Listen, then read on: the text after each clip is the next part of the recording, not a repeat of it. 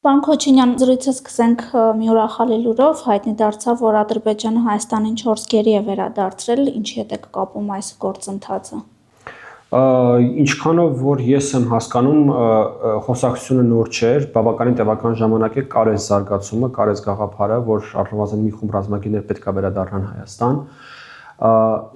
Թեման քննարկվել էր նաև մեր քաղաքասարակության Բաքու կատարած այցի ընթացքում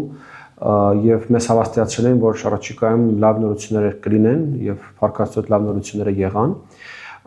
Առիթը շատ նման է նրան, որ երեք Վաշինգտոնում ստորագրված հայ-ամերիկյան ուրեմն փաստաթուղթներ, որ տալիս է թրիփի դետալները, մանրամասներն է ըստ էության մատնանշում, թե ինչպես պետք է տեղի ունենա այդ կոմունիկացիայի կառուցումը, կառավարումը եւ առնվազն այդ մասով ապաշրջափակումը։ Մի բառով կարող ենք նկարագրել շատ բավական իհարկե շատ դրական զարգացում, բայց պետք է նաեւ արձանագրենք, որ Բաքվում շարունակում են մնալ ուրեմն եթե 23 գերիներ կային, 4-ը վերադարձել են, 19 ուրեմն նոր թիվը, որը մենք ունենք այս վայրում 19 հայ ռազմագերիներ, որոնց վերադարձի ուղղությամբ թե մենք, թե իշխանությունները բոլորը պետք է շարունակեն աշխատել։ Իսկ ձեր կատարած այցի ընթացքում ինչպիսին էին տրամադրվածությունները այս առումով։ Ինչպես նշեցի, հենց ինչ-որ տեղի ունեցել, մեզ նկարագրվել էր։ Պարոն Քոչինյան, երեք փաստորեն Միացյալ Նահանգներում հետաքրքիր զարգացումներ տեղի ունեցան, Հայաստանի արտգործնախարարը եւ Մարկո Ռուբիոն համատեղ հայտարարություն ստորագրեցին TRIP-ի վերաբերյալ եւ այդ ծավալուն փաստաթուղթը ներկայացնում է, թե ինչպես է աշխատանքները իրականացվել եւ ինչ է ենթադրում իրենից։ Դուք ինչ գնահատական ունեք սրա վերաբերյալ, քանի որ թվում է թե մանրամասն բացատրված է, որ Հայաստանի ինքնիշխանության, տարածքային ամբողջականության ներքո ամեն ինչ տեղի ունենալու, բայց մանիպուլյացիաները մեր աշխատակիցները խնդրել են հաշվել են, եթե ճիշտ եմ հիշում, 16 անգամ նշված է ինքնիշխանություն բառը, 14 անգամ իրավազորություն բառը։ Տեսեք, մոտավորապես 90%-ով բոլոր հարցերը իրենց պատասխանները ստացել են այս նոր փաստաթղթով, այսինքն ինչ է տեղանալու, ոնց է տեղանալու, եւ ամենակարևոր եւ ամենաշահարկված հարցը, որ մնացել էր օդում կախված, դա մաքսային եւ անձնագրային անցումն էր, ինչպես է կազմակերպվելու սահմանի, եւ այս փաստաթղթով այդ հարցերի պատասխանները ստացված է, այսինքն ամբողջ մաքսային եւ անձնագրային վերահսկողությունը շարունակելու է մնալ Հայաստանի Հանրապետության ինքնիշխանության եւ իրավազորության ներքո, այսինքն կա սահման եւ այդ սահմանի վրա կա անձնագրային ու մաքսային անցում։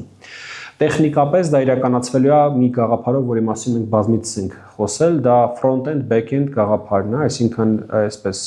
գլխային կամ դիմային օֆիս եւ հետնային օֆիս, յետնային գրասենյակ, ինչա տարբերությունը պայմանական ասենք, հա, երբ որ ադրբեջանցին կամ որևէ արտասահմանցին գալու է Հայաստանի արևելյան սահմանին կանգնելու է, ուրեմն ինքը շփվելու է այդ որևէ մասնավոր կազմակերպության աշխատակցի հետ, նա իրենից վերցնելու է փաստաթղթերը, դեկլարացիաները, անձնագիրը, շատ եթե այսպես պարզ փորձենք բացատրել, պատտվելու է այդ փաստաթղթերը տալու է հայ սահմանապահին կամ հայ մաքսային աշխատողին, նա ստուգելու է փաստաթղթերը, համատալու է բեռի հետ եւ համապատասխանաբար կամ թույլ է տալու մուտքը կամ արգելելու է մուտքը, այսինքն որոշումները կայացվելու են Հայաստանի սահմանապահ եւ մաքսային ծառայությունների կողմից։ Այդ front-end-ի կամ դիմային օֆիսի աշխատակիցը ընդհանրապես միջնորդի դեր է կատարելու օտարերկրացու եւ Հայաստանի պատկան մարմնի ներկայացուցիչի միջեւ։ Հիմա այդ պատտվել տալը կարա էլեկտրոնային տարբերակով լինի, կարա արձերը լինի, տարբեր ձևերով կարա լինեն։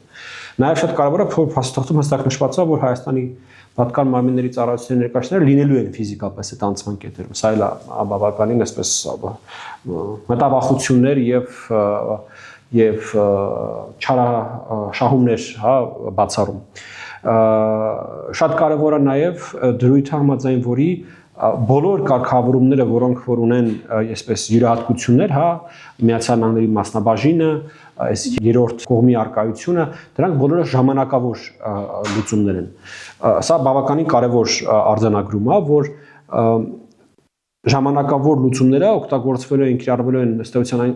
այն նպատակով, որ Հայաստանը եւ Ադրբեջանը կամ հայաստանցիներն ու ադրբեջանցիները սովորեն նորից իրար հետ աշխատել, իրար հետ հարաբերվել, իրար հետ լինել ուղիղ հաղորդակցության մեջ։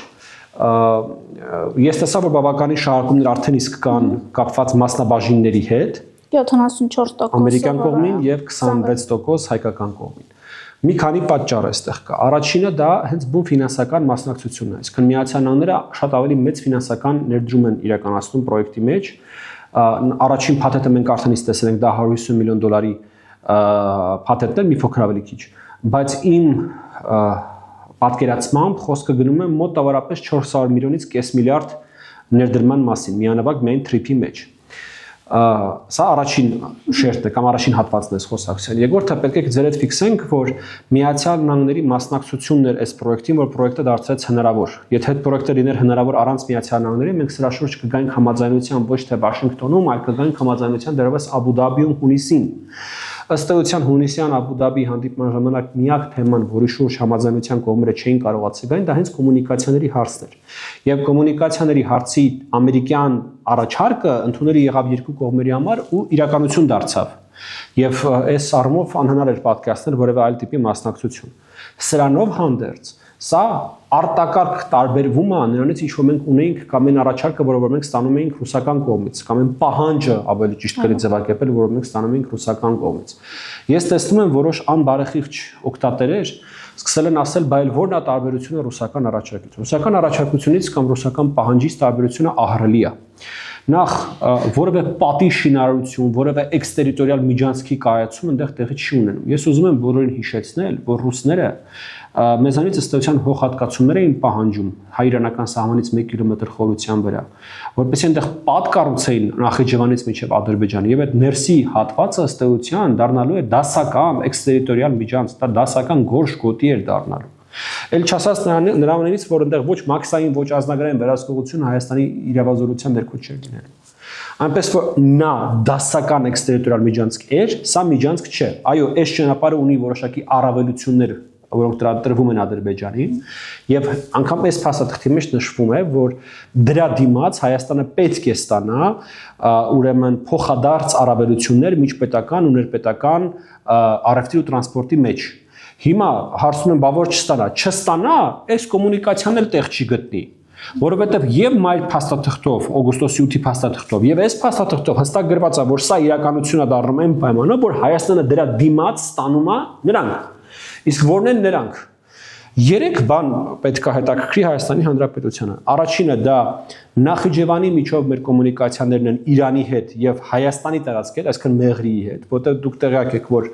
Երևանից Մեղրի Նախիջևանով անգամներով ավելի կարճ ժամանակ է, քան Հայաստանի տարածքով։ Եվ բնականաբար երկաթգծային կապը Իրանի հետ հնարավոր է այս պայն միայն Նախիջևանի տարածքով։ Երկրորդը դա Իջևան-Ղազախ կապն է եւ Հայաստանի ուրեմն միացումն է ադրբեջանական երկաթգծերով դեպի Ռուսաստան եւ դեպի Կասպից ծով կենտրոնական Ասիա։ Եվ վերջապես ամենակարևորը Հայաստանի համար դա հայ-թուրքական սահմանի բացումն է եւ Հայաստանի ենթակառուցվածքների ինտեգրացիան է Թուրքիայի հետ եւ Թուրքիայի միջոցով Եվրոպական միության հետ։ Այդ պարագայում հնարավոր է դառնում Հայաստանից երկաթգծային կապ ստեղծել Եվրոպական միության հետ մի բան, որը որ մեր տասնամյակներ շարունակ եղել է մեր երազանքը միայն։ Եվ որի պարագայում է հնարավոր խոսել իրական տնտեսական ինտեգրացիայի մասին Եվրոպական միության հետ, որտեղ տենց ստացվել է, որ մեր արտադրողը հնարավորություն է ստանալու Հայաստանում բեռը դնել երկաթգծի վրա եւ այդ բեռը հասցնել Հռոմ, այդ բեռը հասցնել Բերլին, հասկանում եք։ Սրանք են իրականությունները։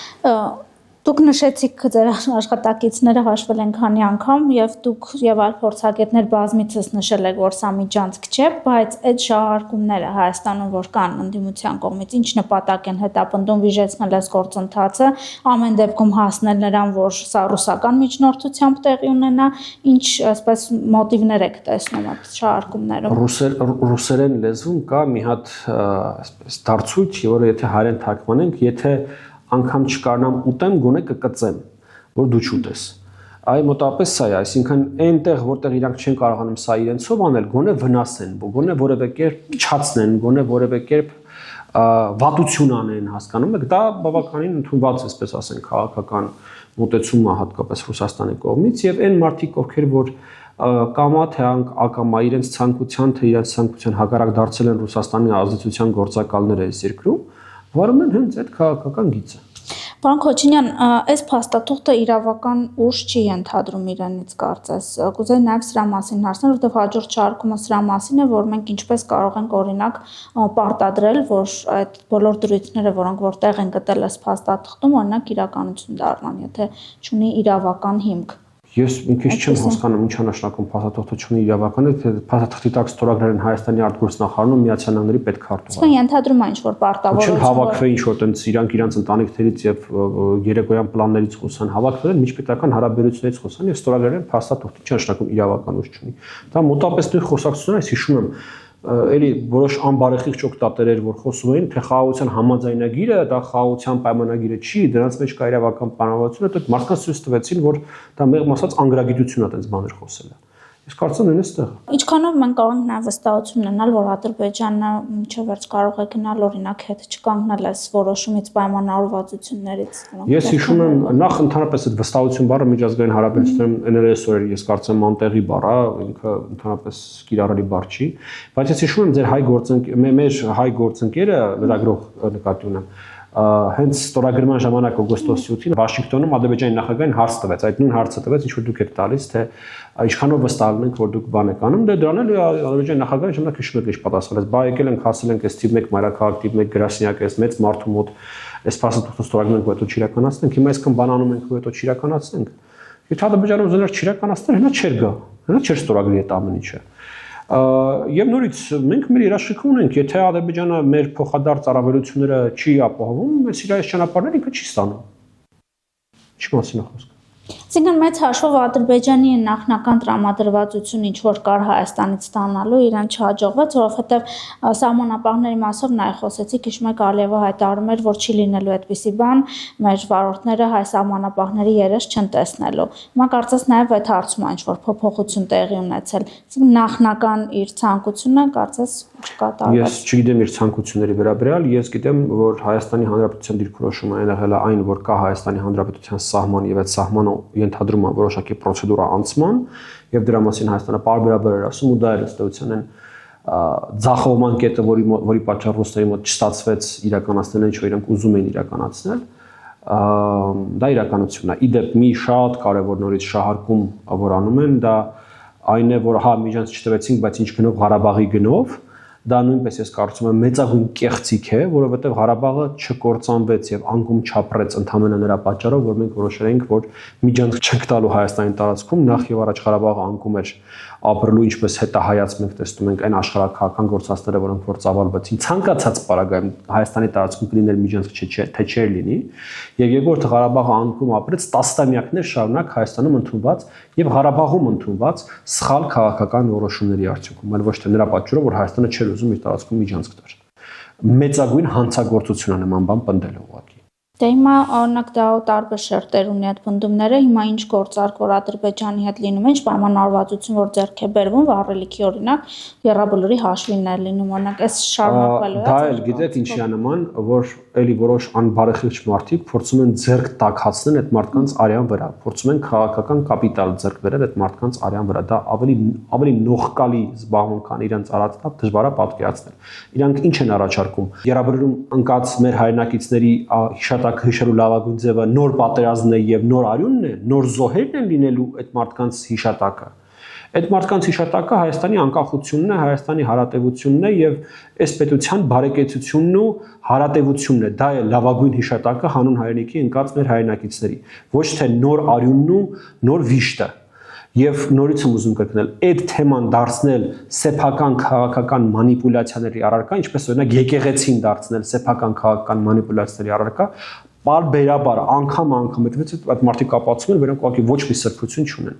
Իրենք պատրաստ են ամեն ինչի ու բոլորի վրայով անցնել իրենց կեղտոտ քաղաքական շահարկումներ իրականություն դարձնելու համար։ Ձեր դիտարկմամբ մեր հասարակության մոտ ինչպես է այս process-ը ընդհանրապես ընկալվում։ Նախաստորագրվել է պայմանագիր ակնկալում։ Ես կարծում եմ, որ ընկալումը բավականին դրական է, բնական է, որ չկա այսպես ինչ որ,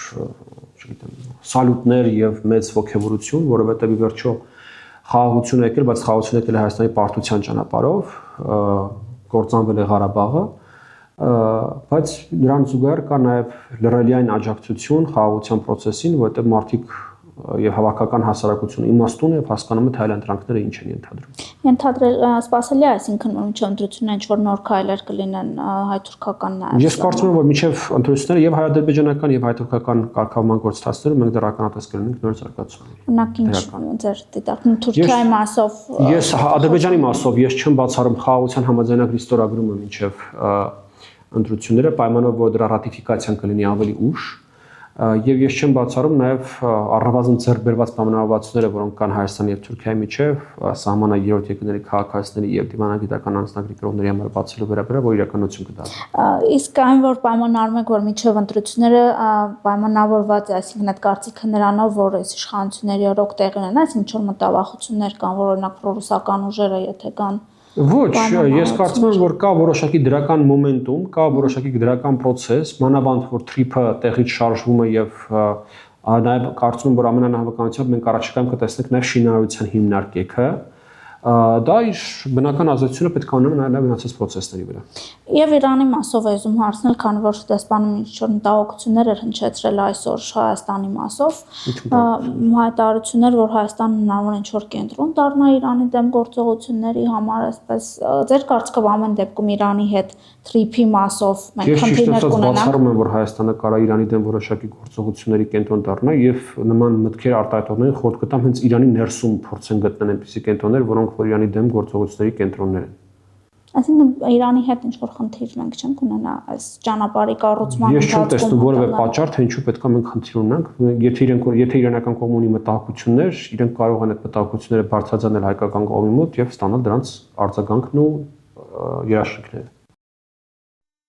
Հավանիչ տեսանյութը եւ բաժանորդագրվիչ նորությունները բաց չթողնելու համար